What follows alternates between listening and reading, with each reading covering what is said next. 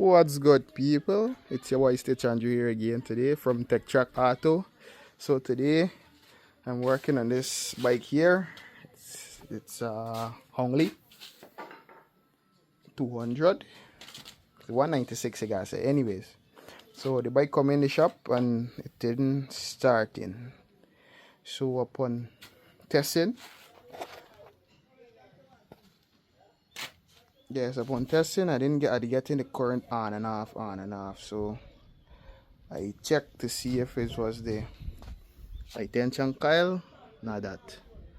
I checked the black box, which is in here. I went and got a new one.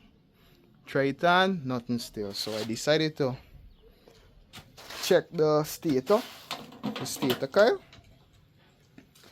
I use a multimeter, test the stator coil, and so I decided to open up this stator coil cover.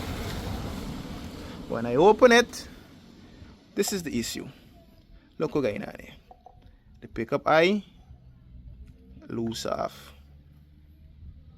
and get damage. So this is why we didn't get no current on the bike.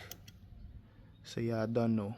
Tech Track Auto again today with another fix. Remember, say if you're following the page, make sure y'all follow and leave a comment.